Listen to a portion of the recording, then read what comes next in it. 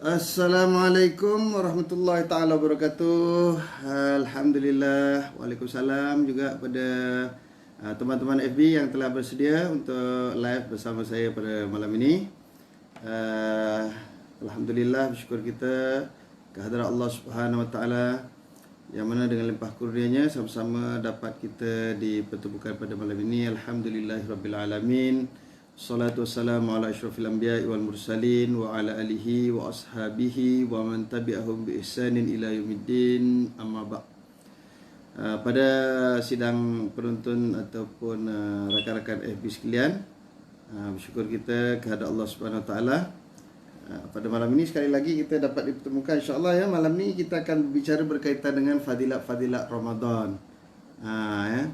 Jadi kita nak buat sesuatu tu perlu ada motivasi. Ya, motivasi yang memberikan kita semangat untuk kita beramal. Jadi sebelum kita tempuhi Ramadan, kita kena mempelajari tentang fadilat-fadilat. Sebab dengan fadilat tu kita suka kan. Macam orang lah, dia nak main saham. Dia beritahu saham sekian nanti dapat berapa persen. Tu dia semangat, dia nak beramal. Macam tu nak menanam saham. Macam tu juga kita nak beramal di bulan Ramadan, kita kena tahu apa fadilat-fadilat supaya kita lebih seronok, gairah untuk kita nak beramal di bulan Ramadan nanti ya. Baik, setiap sesuatu yang dinyatakan oleh Allah Subhanahu wa taala di dalam Al-Quran pasti ada kelebihan-kelebihan dan keistimewaannya. Sebab Allah Taala menjadikan sesuatu itu tidak sia-sia ataupun saja-saja buat je. Setiap sesuatu yang dibuat oleh Allah Taala tu ada sebab-musababnya ya. Dan insyaAllah kita akan meneliti ayat Quran dan hadis Nabi berkaitan dengan fadilat-fadilat Ramadan. Di antaranya Ramadan adalah bulan yang berbeza sekali dengan bulan-bulan yang lain. Ia mempunyai kelebihan yang begitu banyak. Oleh itu tidak heranlah para salafus soleh sentiasa berdoa kepada Allah supaya mereka dapat bertemu dengan Ramadan setiap tahun. Makna orang dulu sentiasa berdoa. Tu yang kita selalu doa apa? Allahumma barik lana fi Rajabin wa Sya'ban wa balighna Ramadan. Tu mula daripada bulan Rajab lagi lah.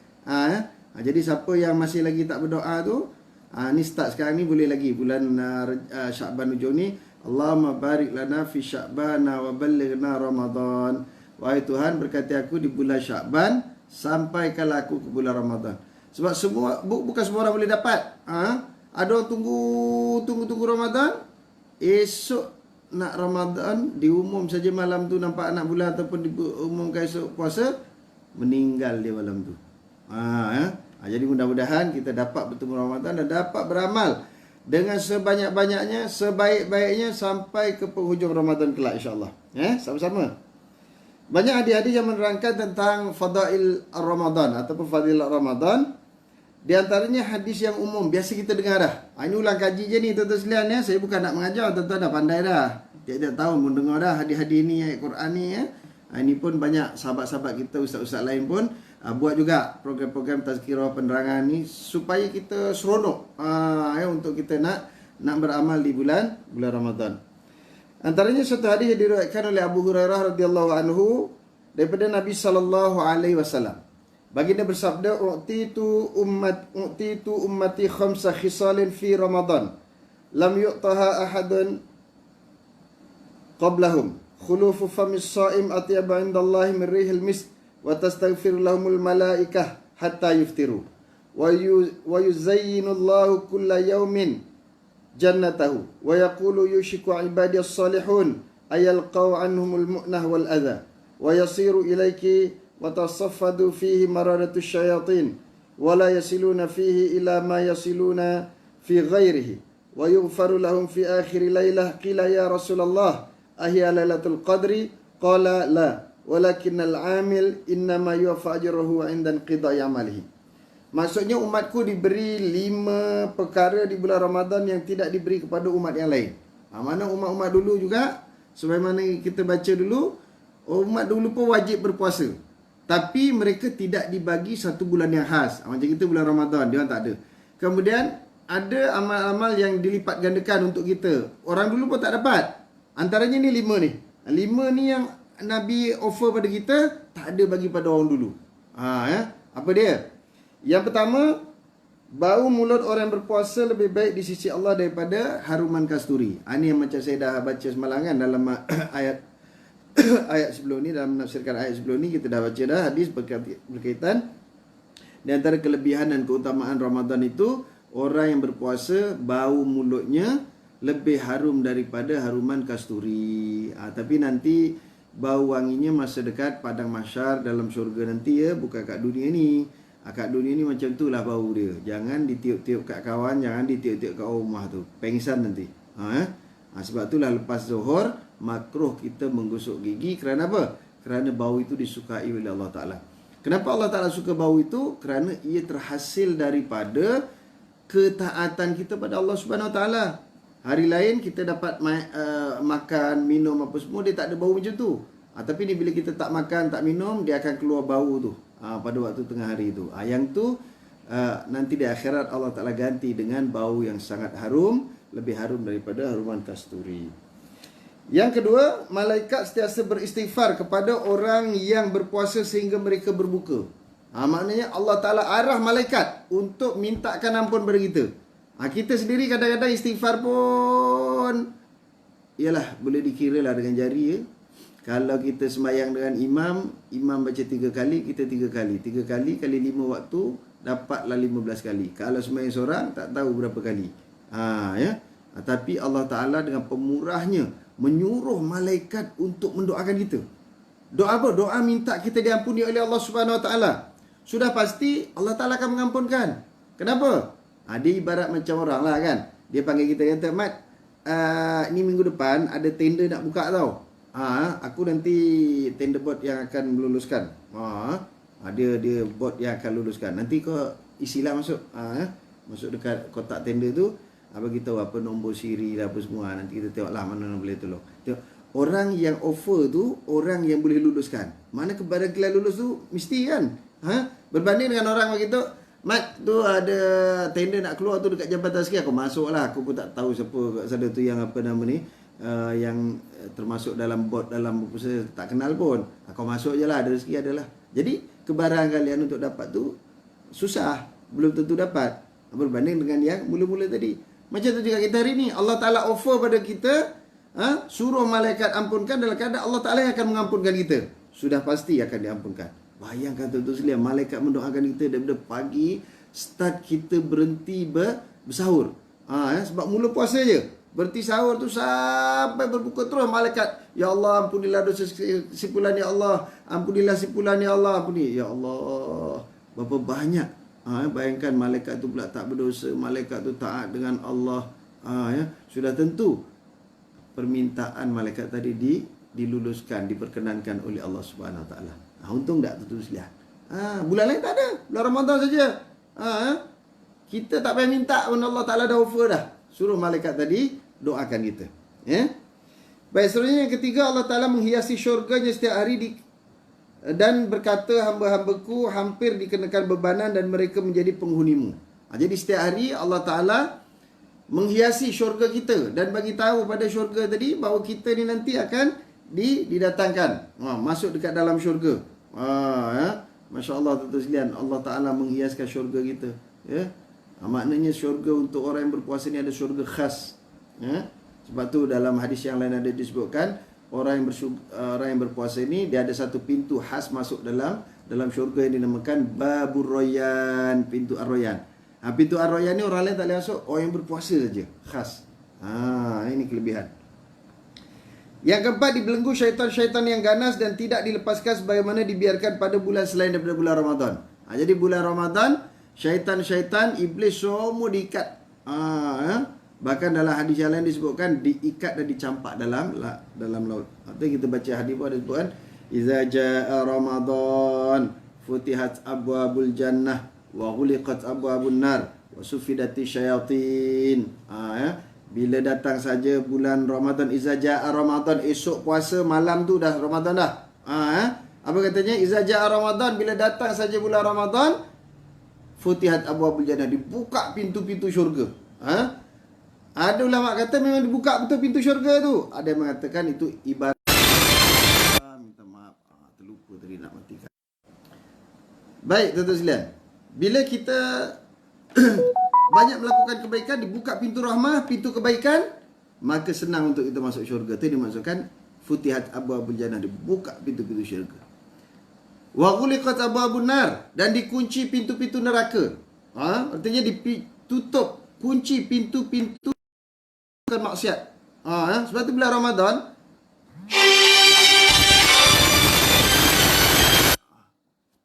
bulan Ramadan ada juga orang melakukan maksiat, tetapi tak banyak macam bulan-bulan yang lain. Bulan yang lain maksiat masya-Allah kalau kita tengok banyak ya berlaku, tapi bulan Ramadan ni kurang. Sebab apa? Pintu-pintu maksiat tu dikunci, ya. Pintu-pintu neraka dikunci. Wasufidati syayatin, dan syaitan-syaitan tu diikat. Kalau kita baca hadis lain pula ada sebut diikat capak dalam apa nama ni, laut dan seumpama dengannya. Tapi tuan-tuan sekalian, kadang-kadang ada lagi orang buat jahat kan bulan Ramadan. Tuan tanya tu, dia kata macam mana kata syaitan diikat tapi ada orang buat jahat. Tuan-tuan sekalian, orang buat jahat tu dia tak boleh salahkan syaitan. Kita buat jahat jangan salahkan syaitan, tu salah kita sendiri. Ya. Sebab apa? Sebab kita buat itu atas pilihan kita sendiri. Pak Yai Abdul Jabbar ya, tuan-tuan sekalian, datang daripada Jakarta ni bersama kita, alhamdulillah. Ada beberapa orang kiai daripada Indonesia ya, tuan-tuan sekalian, Abdul Jabbar, ada Pak Kiai Rafiq ya daripada Jawa Timur ya, bersama kita pada malam ni, alhamdulillah.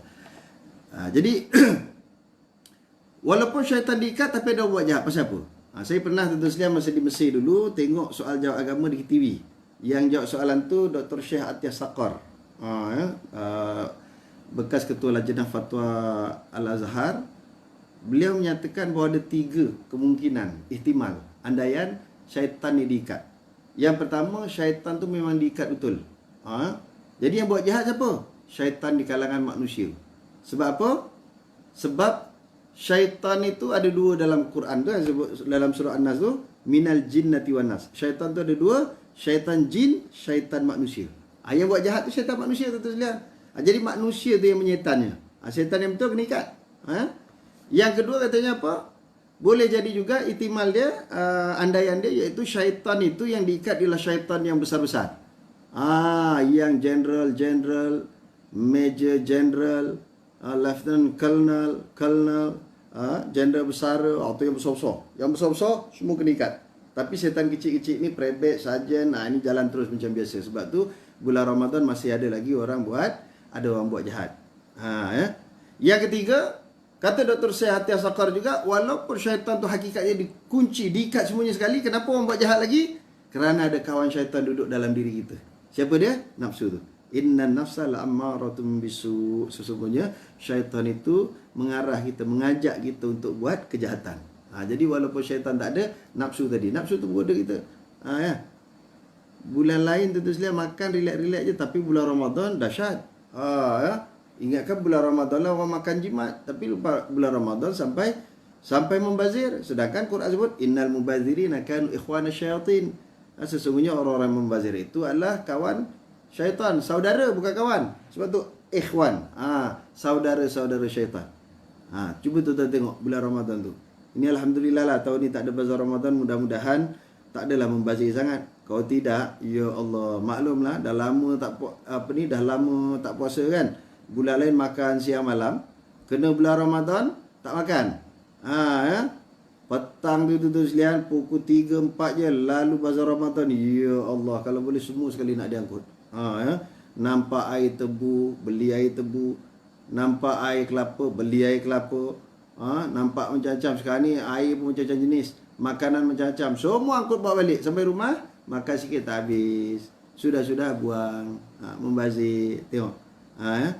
Sepatutnya bulan Ramadan kita jimat, tapi ni tak terbalik. Bulan Ramadan pula kita melakukan maksiat, iaitu dengan melakukan pembaziran.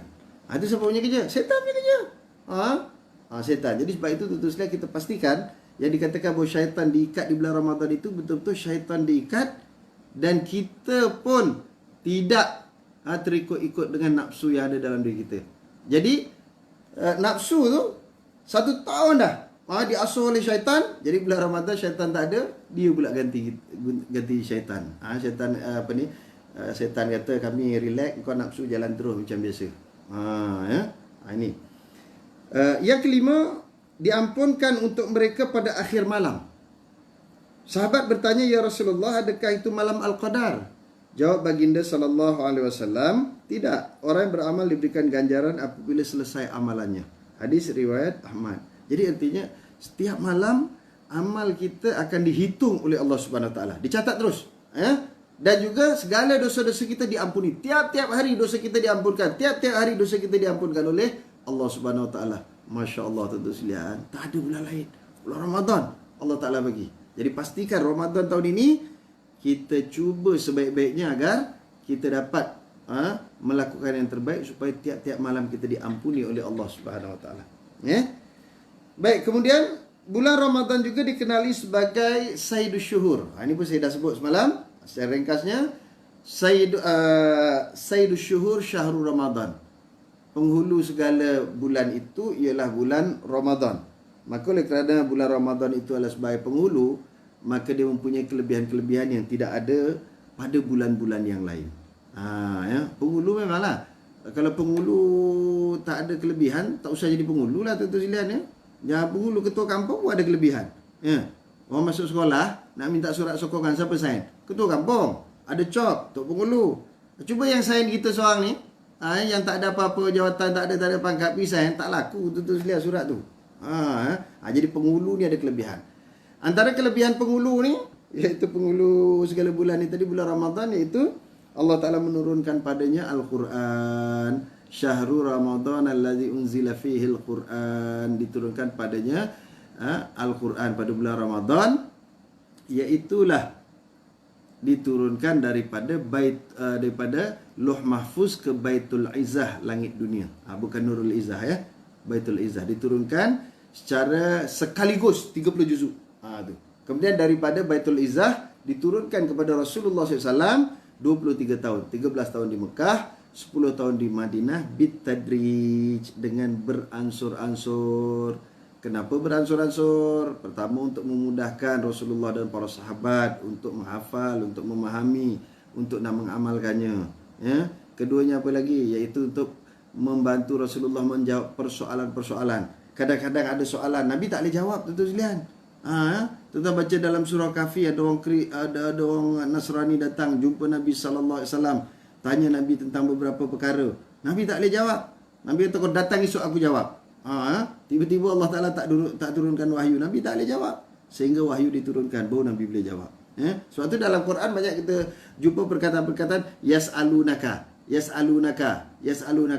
Muhammad, apabila ada orang tanya dengan kamu, yas'alunaka anil ahillah. Wahai Muhammad, kalau orang tanya kamu tentang anak bulan, macam mana nak jawab? Begini. Kalau orang tanya kamu, wahai Muhammad, yas'alunaka anil mahid, tanya kamu tentang darah haid, apa nak jawab? Jawab gini ni. Nabi tak boleh jawab. Jadi Allah Ta'ala tolong jawabkan. Itu yang disebut dalam Quran apa? Wa ma yantiqu anil hawa in huwa illa wahyun yuha. Tidaklah apa-apa yang dituturkan, yang dicakapkan, yang dikatakan oleh Muhammad itu, melainkan semuanya adalah wahyu daripada Allah Subhanahu wa taala. Jadi yang Nabi cakap ni bukan nafsu, tuan-tuan sekalian. Dia tak ajar kita cakap ni ikut nafsu. Bila kita buat sesuatu kita suka, dapat kat kita, itu halal. Bila kena kat kawan kita lain pula kita tak dapat, haram. Kadang-kadang jadi macam tu. Bila yang buat sesuatu tu kawan kita, kita backing walaupun kadang-kadang benda tu salah. Tapi kalau yang buat tu kawan yang lain pula, orang yang tak rapat dengan kita, bukan kawan kita dan seumpama dengannya, kadang-kadang kita hentam. Kita tak sokong dia sebab sentimen, emosi kita. Tapi Nabi tak. Nabi ni bila cakap tu sekalian atas wahyu daripada Allah Subhanahu wa taala. Sebab itu baginda tidak menyeleweng. Dan di antara kelebihan bulan Ramadan juga di mana kitab-kitab dan suhuf-suhuf selain daripada Al-Quran juga diturunkan pada bulan Ramadan. Baik, kemudian Ramadan juga dikenali sebagai Syahrul Maghfirah, bulan pengampunan atau bulan keampunan. Baginda Rasulullah SAW bersabda, as-salawatul khams wal jum'atu ilal jum'ati war ramadanu ila ramadani wa ramadanu ila ramadana. Minta maaf, ini apa nama ni? Ramadana, ismul ladzi la yansarif. Itu hari itu bila orang baca doa, Allahumma barik lana fi rajaba wa sya'bana wa ballighna ramadan. Salah bukan rajaba, dia rajabin wa sya'bana. Sya'bana tu dia baris atas sebab dia ismul ladzi la yansarif, iaitu isim yang tak boleh menerima tanwin. Jadi dia barisnya tidak boleh baris bawah, bila majrur dia mesti baris atas. Minta maaf yang tak faham tu tak apalah, abaikan saja, ini nahwu bahasa Arab. Macam juga Ramadana. Ya, ada ila. Ila tu huruf jar, sepatutnya Ramadhani asalnya. Tapi oleh kerana dia ismul lazim la sarif, mamnu' min as-sarfi, kemudian bila dia majrurun bil fathah niyabatan anil kasrah. Baris atas gantikan baris bawah. Baik, as-salawatul khams wal juma'atu ilal juma'ati wa ramadhanu ila ramadhana mukaffiratun ma bainahunna izajtuni batil kabair. Apa kata Rasulullah? Solat yang 5 waktu. Mana? Subuh, zuhur, asar, maghrib, isya. Kemudian apa lagi? Kemudian hari Jumaat kepada Jumaat yang berikutnya. Kita ni pula PKP tu kan tak ada Jumaat dah ni. Berapa kali dah? 4 kali Jumaat dah. Kadang-kadang terlupa hari itu tu sekalian. Mujurlah ada malam Jumaat atau teringat. Sebab nak baca Yasin. Tidak langsung tak ingat hari. Kadang-kadang orang, hari ni hari apa? Kadang-kadang orang telefon, Ustaz, hari apa hari ni? Kita pun tak ingat. Pasal tak ada sembahyang Jumaat. Itu sebab kelebihan Jumaat tu sekalian. Mengingatkan kita hari-hari. Jadi daripada Jumaat kepada Jumaat berikutnya, dan daripada Ramadan kepada Ramadan berikutnya, merupakan pengampunan daripada Allah Subhanahu Wa Taala. Allah Taala menghapuskan, mengkafarahkan dosa-dosa kita selagi mana kita tidak melakukan dosa-dosa besar. Artinya, contohnya daripada subuh sampai zuhur, tak ada buat dosa besar. Ada sedikit dosa kecil terbuat tentu sekalian. Tak sengaja pun. Kecil dan tak sengaja. Sembahyang zuhur saja kita, Allah Taala ampun dosa antara subuh sampai zuhur. Nanti zuhur sampai asar begitu juga. Tak ada buat dosa besar. Ada terbuat dosa kecil. Itu pun kita tak sengajakan. Sembahyang asar, Allah Ta'ala ampunkan dosa kita. Macam itulah 5 waktu. Artinya kalau 5 waktu solat itu kita jaga, kita akan bersih daripada segala dosa. Mati-mati kosong. Mana kosong tak ada dosa, tu sekalian. Jadi artinya, kita ni nak jadi orang baik, nak masuk syurga ni bukan susah, tu sekalian. Buat yang disuruh, tinggal yang dilarang. Sembahyang fardu jaga. InsyaAllah, setiap waktu kita akan diampunkan dosanya oleh Allah Ta'ala. Kemudian daripada Jumaat kepada Jumaat berikutnya, Jumaat minggu lepas kepada Jumaat ini, semalam. Semalam ke? Hari ni hari Sabtu ke? Kita pun lupa dah. Hari ni hari Sabtu. Ke hari ni hari Jumaat? Hari ni Jumaat lah kan? Jadi Jumaat minggu lepas kepada Jumaat ni tadi. Seminggu. Tak ada buat dosa besar. Ada terbuat dosa kecil. Allah Ta'ala ampunkan dosa kita selama seminggu. Begitu juga daripada Ramadan tahun lepas, sehinggalah minggu depan ni Ramadan. Tak ada dosa besar. Ada dosa-dosa kecil yang kita lakukan. Tak sengaja. Dengan masuk bulan Ramadan, kita beramal, Allah Ta'ala ampun dosa kita satu tahun. Masya Allah. Ini tu. Sebab apa? Sebab Allah Ta'ala ni tuan-tuan sekalian, jadikan kita, asal-usul kita di mana ni? Asal-usul kita bukan Sabak Bernam, bukan Tanjung Karang. Ingat tu, Haji Rayuan Pahlawan, Haji Supian. Bukan daripada Taiping. Ni Ustaz Rizal, bukan daripada mana? Daripada Bandar Tun Razak. Bukan. Asal-usul kita bukan tu. Asal-usul kita daripada Al-Jannah, iaitu syurga. Macam mana pula asal-usul daripada syurga? Tu, dulu kan Mbah Adam kita atau Adam dengan nenek Hawa kan datangnya daripada syurga. Jadi diturunkan kat dunia ni untuk urus dunia. Jadi jangan salahkan, ada orang cerita kata dia, dulu kalau tak kerana Adam dengan Hawa tak makan buah khuldi tu, tak datang kita kat dunia, seronok kita dalam syurga. Salah tu. Sebab memang Tuhan jadikan manusia untuk jadi khalifah fil ard. Untuk menjadi khalifah, mengurus dunia ni. Allah Ta'ala nak tengok macam mana kita urus. Kalau kita urus ikut apa yang dikendaki oleh Allah Ta'ala, kita nanti akan diajak balik. Jadi cara Allah Ta'ala nak ajak balik kita ke syurga tu dengan cara apa? Mengampunkan dosa-dosa kita. Bila tak ada dosa, senang untuk kita balik ke syurga Allah Subhanahu Wa Ta'ala, ke kampung halaman kita yang asal. Tu ingat tuan-tuan sekalian. Tuan-tuan, kita kena ingat bahawa kita hidup kat dunia ni, tak ada apa tuan-tuan sekalian. Kita hidup kat dunia ni nak tunggu mati je. Yang tuan-tuan hari-hari makan tu nak buat apa? Nak sambung nyawa je. Cuba tak makan, mati. Kita makan hari-hari sebab tu makan untuk hidup, bukan hidup untuk makan. Kita makan nanti sambung lagi sampai esok. Esok makan sambung lagi sampai masa mati kita tu sekalian. Jadi pastikan sebelum kita mati tu, bersihkan diri-diri kita daripada segala dosa-dosa, sama ada dosa besar ataupun dosa-dosa kecil, sama ada zahir ataupun yang batin, sama ada dosa-dosa yang kita sengaja ataupun tak sengaja. Kita minta ampun dengan Allah Subhanahu Wa Taala. Sebab itu baginda Rasulullah SAW sering memperbanyakkan istighfar. Ada riwayat menyatakan satu hari Nabi istighfar antara 70 ke 100 kali istighfar. Tengok, Nabi yang tak ada dosa, yang confirm masuk syurga, kekasih Allah Subhanahu Wa Taala pun istighfar sampai satu hari 100 kali. Kita berapa kali? Adalah sembahyang berjemaah dengan imam, imam baca 3 kali. Kita pun 3 kali lah. Kalau imam baca 5 kali, mula bunyi dah. Apa imamnya hal pula 5 kali pula kali ni? Kena pula dia baca lebih pula. Imam ni tak lama lagi nak mampu agaknya. Rupanya betul-betul meninggal lepas tu. Loh, patutlah istighfar banyak, rupanya nak meninggal. Orang kita macam tu. Ada apa-apa je meninggal, itulah tanda patut hari tu pelik sangat, rupanya nak meninggal dia. Tu. Menurut kebanyakan para ulama, perkara yang menghapuskan antara kedua-dua dosa, kedua-duanya ialah bermaksud dosa-dosa kecil. Adapun dosa-dosa besar hanya dapat dihapuskan dengan taubat nasuha. Artinya tadi antara solat dengan solat, antara Jumaat dan Jumaat, antara Ramadan dan Ramadan itu yang dihapuskan hanya dosa-dosa kecil. Ada pun dosa besar dengan taubat nasuha. Bukan taubat sambil belacan ya. Tahu taubat sambil belacan. Taubat sambil belacan tu dia buat satu benda, kemudian dapat musibah, taubat tak buat. Macam orang makan sambil belacan lah. Makan sambil belacan, pedas taubat tak mau makan. Nanti malah nak makan yang sambal belacannya mana? Itu nama taubat sambal belacan. Dia taubat bila terkena dengan musibah, selepas musibah tu tak ada, dia ulangi lagi kesalahan tu. Kita tak mahu macam tu. Kita nak jadi orang yang taubat nasuha. Sebagaimana dalam Quran sebut, tubu taubatan nasuha. Bertaubatlah kalian dengan taubat nasuha. Oleh sebab itu, sebaik-baik bulan untuk bertaubat ialah bulan Ramadan. Ramadan bulan penghapus segala dosa dan kesalahan anak-anak Adam dan kurniaan yang besar. Sebab apa? Sebab bulan Ramadan ni banyak amal-amal yang kita lakukan yang tak ada dekat bulan lain. Bila kita sungguh-sungguh buat, Allah Ta'ala kampunkan dosa kita berbanding dengan bulan-bulan yang lain. Sebab tu bulan Ramadan ni lebih istimewa. Dan kita pun nak minta ampunan Allah Ta'ala pun lebih mudah. Dan tuan-tuan sekalian, kita setiap manusia ni pasti ada melakukan kesalahan. Tak kira lah siapa. Sama ada dia ustaz ke, sama ada dia ulama, semua ada kesalahan.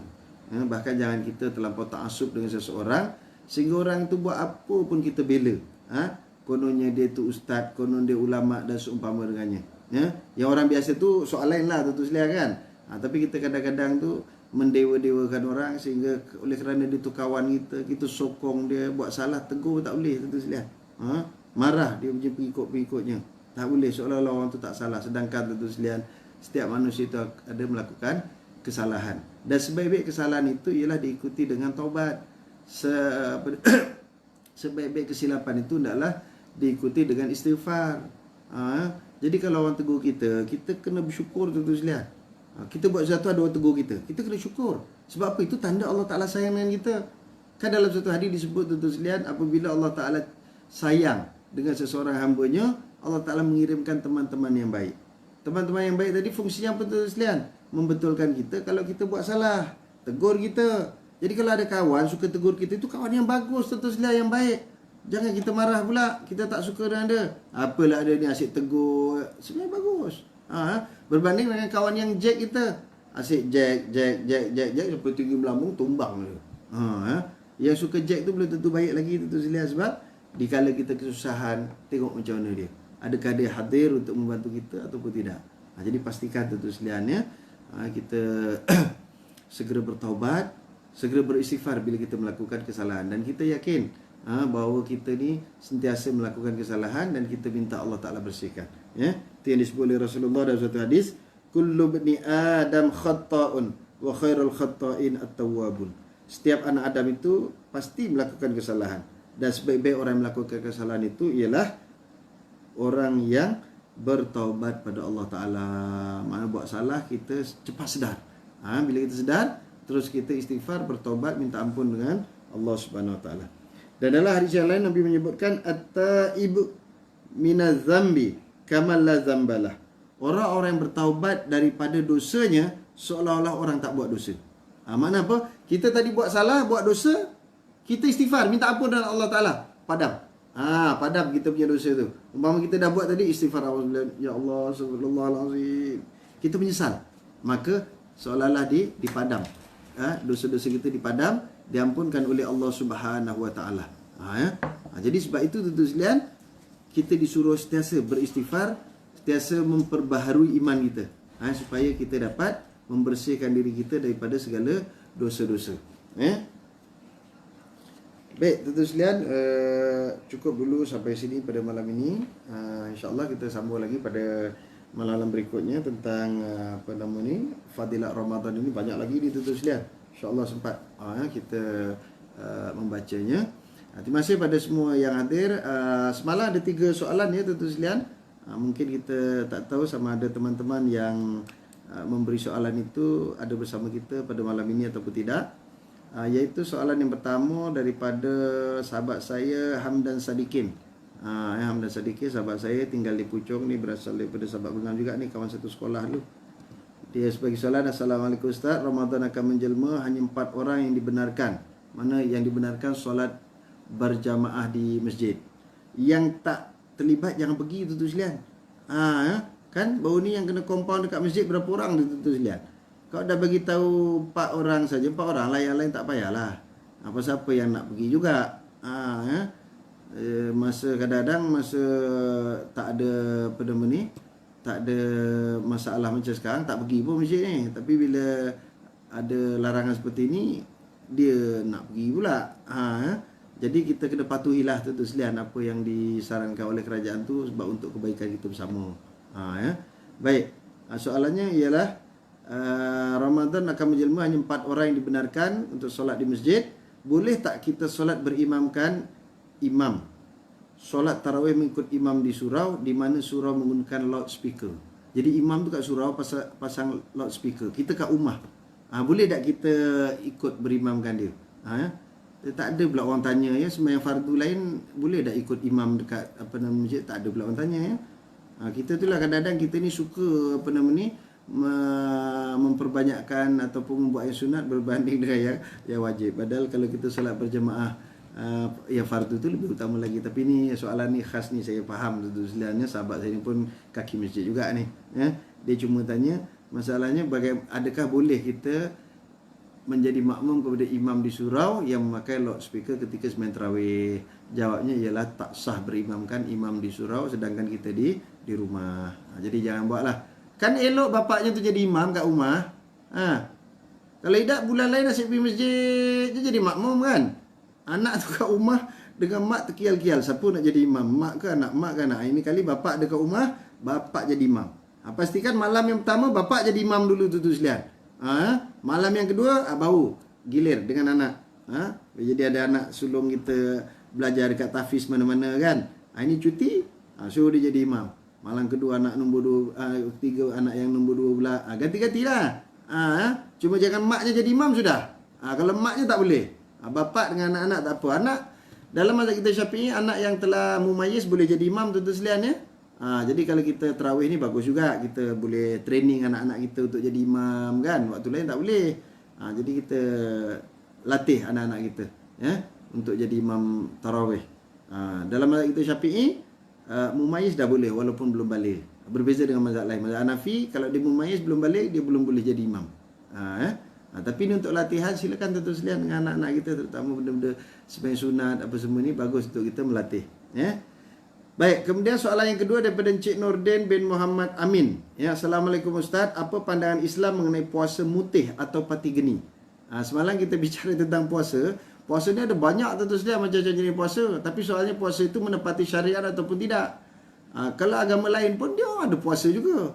Jadi ni ada satu nama dia mutih atau pati geni. Ini bahasa Jawa tu sekalian. Tak tahu saya orang Melayu faham ke tidak. Baik.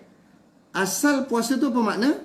Puasa itu menahan diri daripada sesuatu. Itu yang kita dah sebut semalam dalam surah Maryam ayat 26. Yang Maryam kata dia nak duduk diam, dia tak mau cakap-cakap dengan siapa-siapa. Itu menahan diri. Yang keduanya daripada sudut syariat, apa dia makna puasa? Puasa itu menahan diri daripada makan minum dan daripada bersetubuh di siang hari, bermula terbit fajar sampai tenggelam matahari, serta berniat pada malam sebelumnya. Mana esok nak puasa, malam ni kita niat. Baik, kalau kita lihat puasa mutih ataupun puasa pati geni ini tidak termasuk dalam kategori puasa syariah. Sebab niat dia puasa bukan kerana Allah SWT. Dan cara dia berpuasa juga berbeza. Yang keduanya, puasa mutih juga bukan termasuk dalam ibadah. Sebab dia ada niat lain. Niatnya apa? Ada orang yang puasa mutih ini kerana dia beramal dengan ilmu. Dia mempelajari ilmu-ilmu kebatinan. Dia mempelajari ilmu-ilmu persilatan. Dia mempelajari ilmu-ilmu untuk merawat orang. Secara tradisional.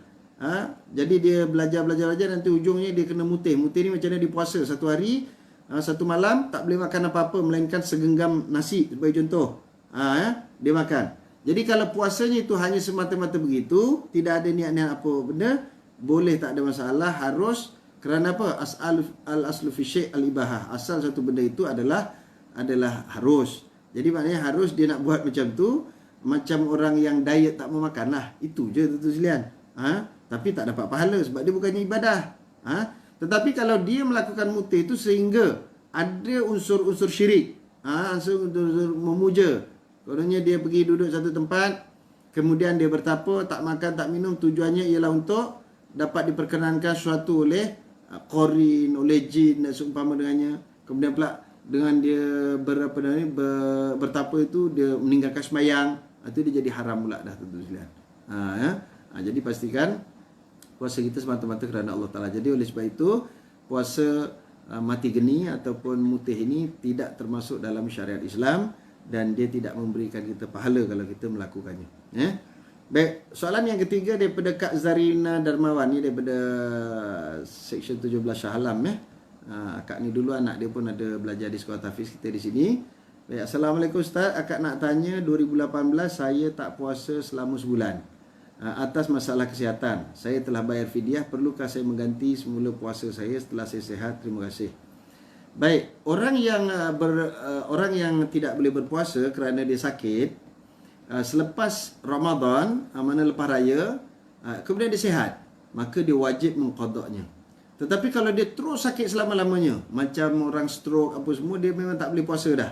Itu cukup dengan bayar fidyah. Jadi walaupun akak dah bayar fidyah, akak juga naklah menggantikan puasa itu berapa hari yang ditinggalkan. Mana kalau sebulan, esok akan datang ni lepas raya, kena buat sebulan. Tapi bukan susah sangat. Tak perlu nak sekaligus. Kalau kita tak mampu nak berturut-turut 30 hari ke 10 hari ke, buatlah satu bulan 3 hari. Ataupun kalau kita buat Isnin Khamis, kita niatkan sekali dengan qada itu tu. Jadi Isnin Khamis sebulan ada berapa? Ada 8 kali. 4 kali Isnin, 4 kali Khamis, 8. 3 bulan, 4 bulan langsai dah kak. Boleh, tak ada masalah. Tapi kalau boleh straight, Alhamdulillah. Kalau tak mampu lagi, buatlah sebulan 3 kali ke. Kalau 10 bulan, habis dah 30 hari. Jadi yang penting kita berusaha untuk mengqadaknya.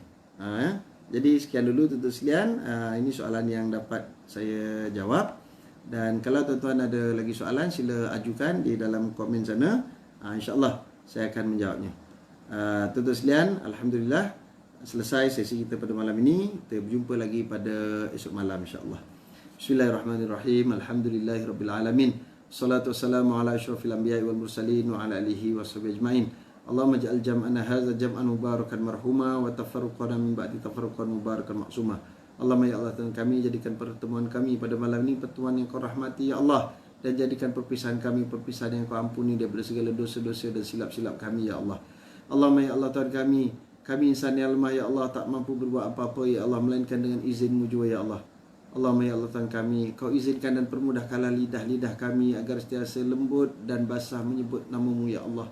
Allahumma ya Allah, Tuhan kami, jadikan hati-hati kami sentiasa bergetar untuk mengingati-Mu ya Allah.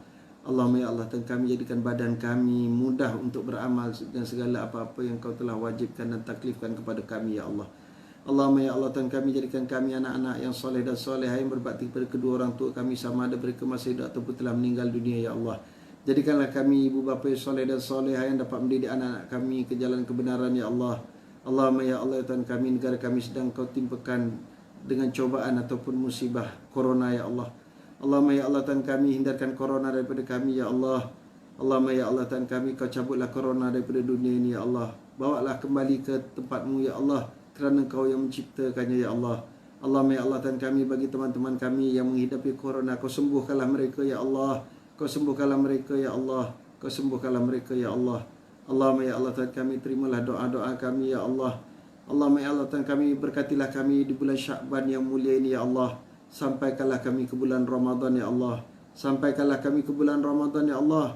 Allahumma ya Allah Tuhan kami, bantulah kami agar kami menjadi insan-insan yang pemurah, yang mampu menyumbang untuk teman-teman kami yang dalam kesusahan dalam PKP ini ya Allah. Allahumma ya Allah Tuhan kami, Kau berikanlah kekuatan kepada kami untuk melipat gandakan ibadah kami sepanjang Ramadan yang akan datang ini ya Allah. Jadikan Ramadan tahun ini Ramadan yang terbaik buat kami berbanding yang lalu ya Allah. Sebab kami pun tidak tahu akan datang kami dapat bertemu dengan Ramadan lagi ataupun tidak ya Allah. Allahumma ya Allah Tuhan kami, rahmati kami, berkati kami ya Allah. Terimalah doa-doa kami ya Allah. Ampunilah dosa-dosa kami ya Allah. Allahumma inna nas'aluka min khairi ma sa'alaka minhu nabiyyuka wa rasuluka Muhammadun sallallahu alaihi wasallam wa ibadukas salihun. Wa na'udzubika min syarri ma sta'adzaka minhu nabiyyuka wa rasuluka Muhammadun sallallahu alaihi wasallam wa ibadukas salihun. Wa antal musta'anu 'alaikal balagh wa la haula wa la quwwata illa billahil aliyyil azim. اللهم اختم لنا بخاتمة السعادة ولا تختم علينا بخاتمة الشقاوة. ربنا آتنا من لدنك رحمة وهيئ لنا من أمرنا رشدا. ربنا آتنا في الدنيا حسنة وفي الآخرة حسنة وقنا عذاب النار وأدخلنا الجنة مع الأبرار يا عزيز يا غفار يا رب العالمين.